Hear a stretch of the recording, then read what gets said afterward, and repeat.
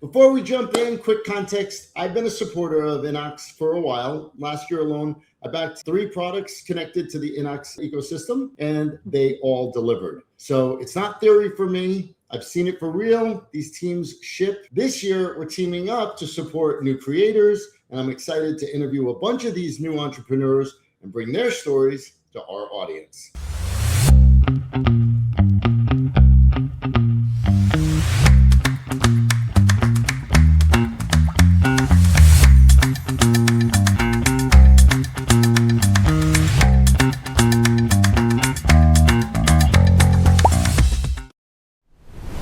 So, Shay, for people meeting you and InnoX for the very first time, what is InnoX in like one clean sentence, and how does it fit into the bigger picture of XBotPark ecosystem? Sure. So, hey guys, this is Shay, the marketing manager that works inside of InnoX. So, for those who doesn't know about us yet, so InnoX is a AI plus smart hardware innovation academy and incubator based in Shenzhen of China, and we help founders to go from 0 to 1, from early idea all the way to manufacturable, market-ready products by combining education, incubation, manufacturing, and capital all in one integrated ecosystem. For those who've seen us at CS, you may wonder like how InnoX is related to XBotPark. What's the differences? So I'm going to let you know. XBotPark and InnoX are both within like our founder, Professor Lee's innovation ecosystem, representing the same innovation model, naturally growing in different cities of China and industrial environment. XBotPark, which was founded earlier, has incubated pioneer companies such as Narwhal, the world's first integrated sweeping and mopping vacuum machine, which is also still a top tier global brand in its category, and InnoX, which is younger, rooted in Shenzhen, known as China's Silicon Valley. We thrive in international and industry dense environments, so with the strong focus on industry collaboration and global connectivity. Together, we leverage local universities, industries, and government resources to build international innovation hubs and help more bold ideas turning into real products that can be positively impact to our lives. Where does an idea like this come up from? Like, where did InnoX, the idea behind it, and when did it start? Yeah, so we were established in 2021 and we saw this recurring gap. A lot of brilliant engineers and designers, they have like strong ideas, but they failed not because of the technology itself, because they couldn't bridge the gap between conception to real world production, you know. So InnoX was created to solve this gap, like this exact issue. So helping founders to turn ideas into products that can be actually built, shipped, and supported at scale. Beautiful.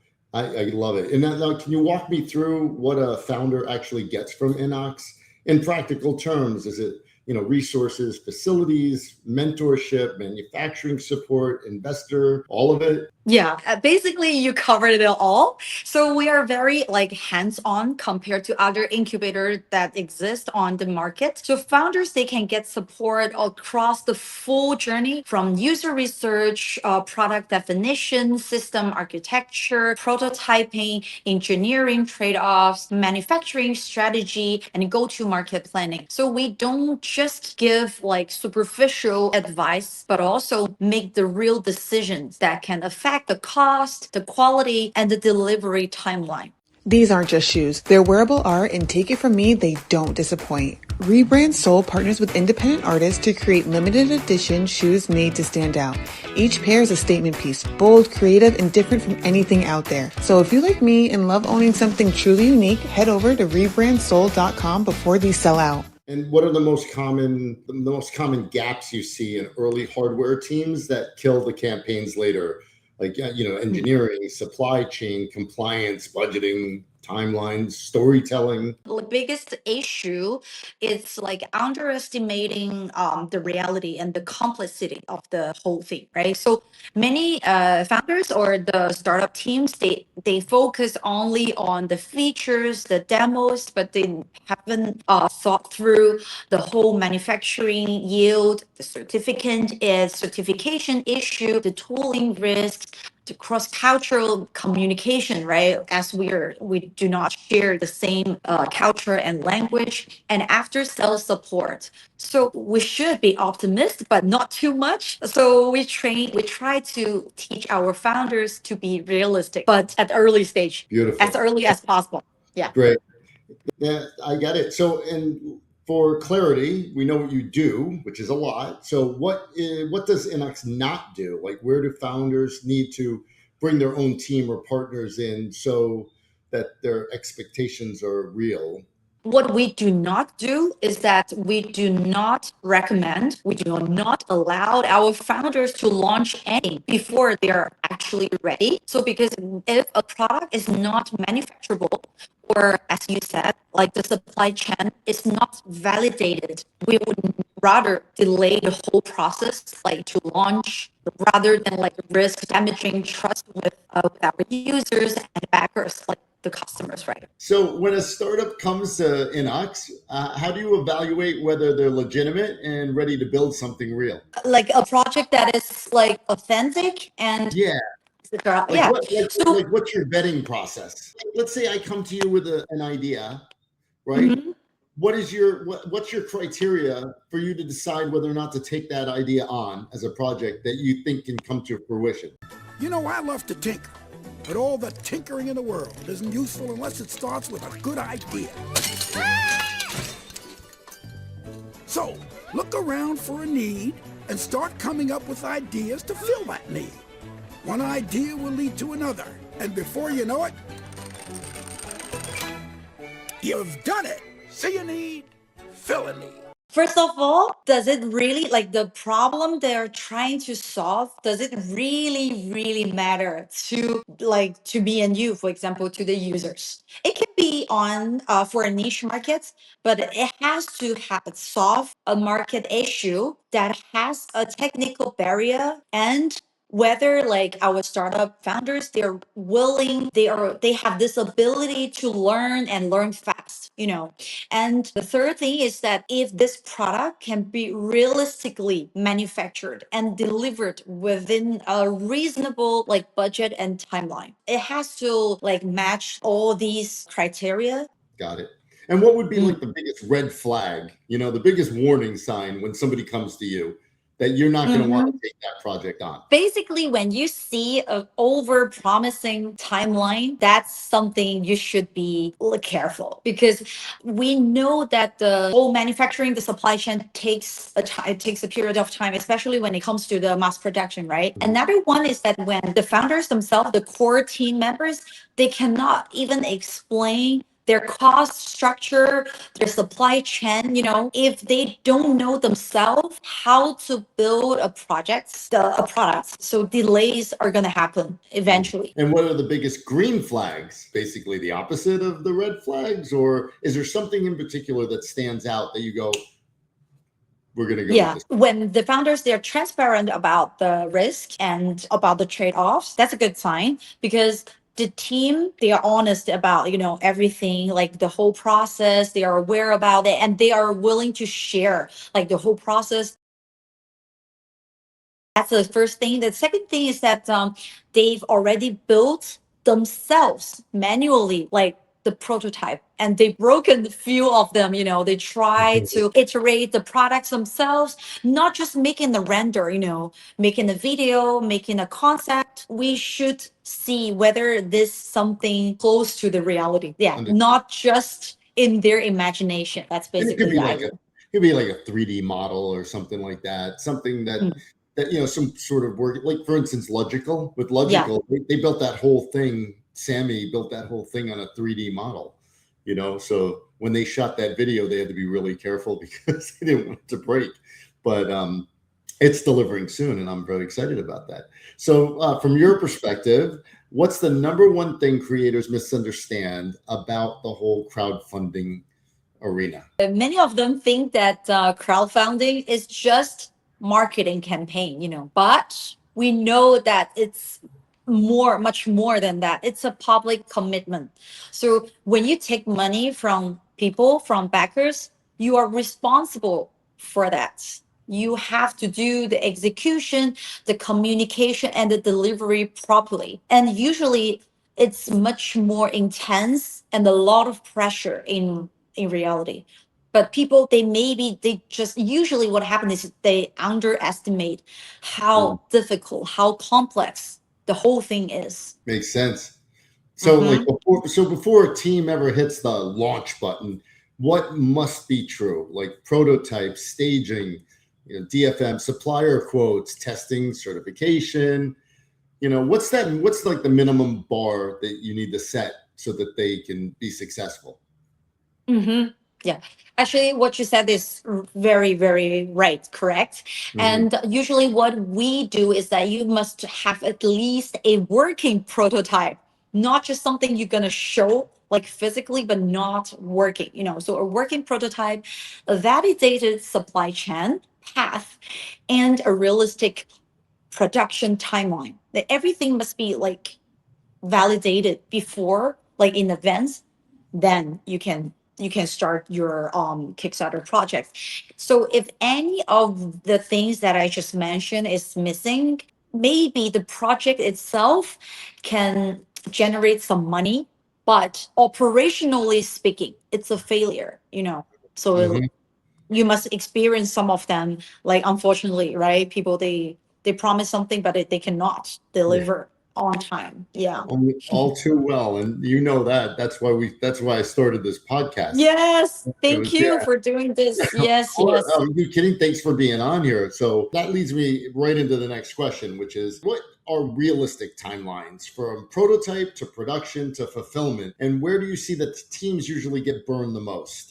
So in Shenzhen, the place where we are located, for the prototype, it's very fast. From conception to prototype, like in hand, it can take up to 1 week. That's really fast. However, very this fast. is not the most difficult part, right? The mass production, when you have to like make something at scale, it's 10 times, 100 times more difficult. So usually for hardware, it takes like from 9 to 18 months to be realistic. So if any project you guys see on the internet that is significantly shorter than what I just said for a hardware, like you must question yourself. That must be some risk that's been ignored, and those risks are going to surface later. You have to question about the project. That makes a lot of sense. And when you say on the internet, we're talking about if you see a campaign on Indiegogo or Kickstarter and it says a very complex product and they're going to deliver next month,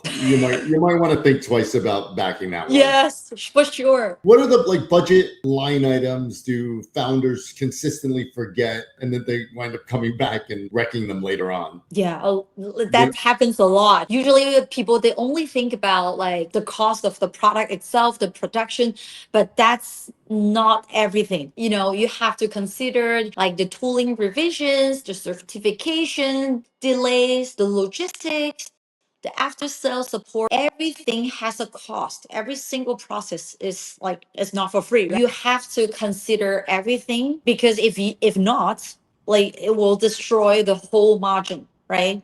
It's not a win-win situation. True. So for backers that are watching, we hope there are a lot of them, right?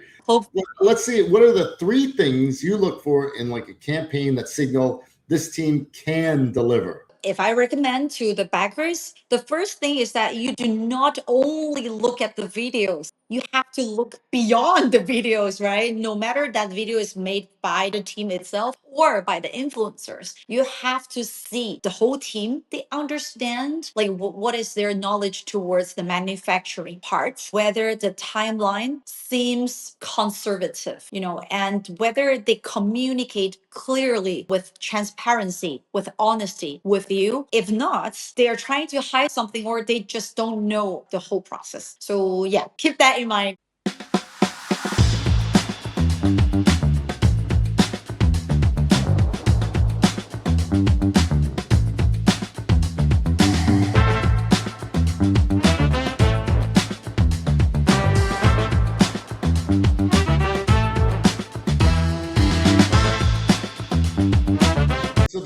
side would be, what are the 3 biggest things that scream out, this is not going to happen, it's going to be a mess? What would those 3 things be? So when you see a page that is full of renders, not even something that is showing like the place they're making the products. I'm not even talking about the factory, even the picture of their offices making different things, iterating the products, how long they've been started the project since, like which year, which day, and why they even started the whole thing, and what is the timeline, it has to be very clear. So if you don't see like a clear timeline, and you don't see like realistic environment, like where they work, and about like if they know where to make their products and so on, usually you just do not back them because it's too much of risk. Great information. So if a creator wants to contact InnoX and potentially come to you for like an interview, what should they have ready? And we know that a prototype for sure is a big plus. Other than that, what do you want to see first? I know you touched on a lot of it, but like if somebody, like people want, let's say there's a backer that wants to come to you, what do you want to see that would help them get the project off the ground? Yeah, so we welcome everyone that want to start their business within this hardware domain to join us.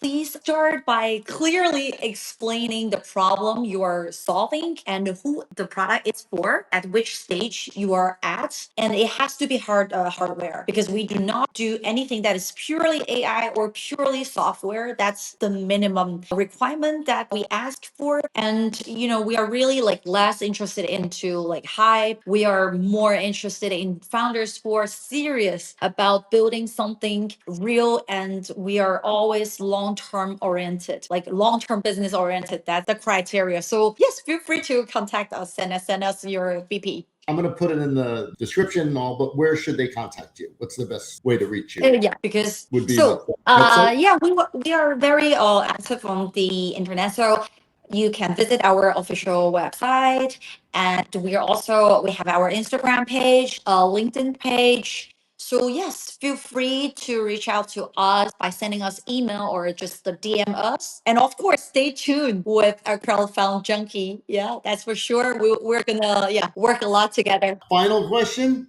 What's the one honest piece of advice you wish every founder would hear before launching a campaign? So it's the still same idea, is to respect the reality. The earlier you face the manufacturing process, the cost, the execution constraints, and the more freedom you will have. Face the reality as early as possible. That's awesome. The first place that we go to, and I went there with Poncho, immediately I love going to XBotPark because just the energy that's there. And I mean, we were blown away. It was so much fun, honestly. And you remember last year, the big deal for me was Lisom, the dishwasher. I mean, I still use that thing like almost every day at my office. It's just the best product. And it said a lot about XBotPark, because what I found true was the creators that were there, they were on a level totally different from what I was used to.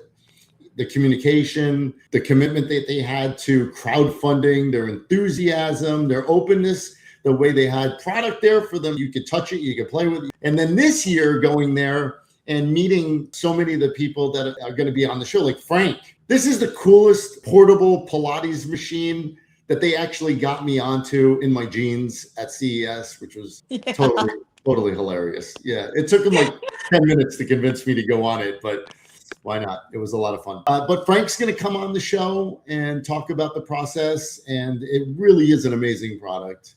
The project is actually on live on Kickstarter. So for those who do not know about the project or the product, feel free to check it out on the Kickstarter. It's called Pavo, Pavo, Pavo. The one that I also really love is it a Squeaker? Squeaker, yes. The Tomodachi, the small companionship. Yeah, that grows. Yeah, product. And it grows. It's really cute. Like, it really is cute. Yeah. That's another one. Are there any of the ones that we met there at the show? Any of them in particular that you want to invite to be on Crowdfund Junkie? So besides Hubble, which is actually alive, we have bunch of other projects that are coming soon. We have like the sweet car. You also have like I don't know if you remember, it's like the multifunctional cooker, the griller machine that cooks in different way according to the angle of the machine. I don't know if you remember, they were there as well at CS. Besides Pablo, every other project is going on live from March to like September. We have like projects going on live. I'm gonna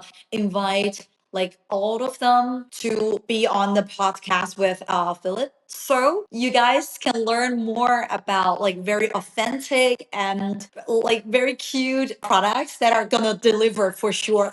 That's what the backers want to hear, that going to deliver. And that's one thing that I can say about your organization. When you back a product, it delivers. I'm excited. I can't wait to get the list of people, Frank and the rest of them. What's going to be really cool is that I don't know of any other platform where people will get to see products that are not even on Kickstarter yet. Because backers love being one of the first people to get into the deal.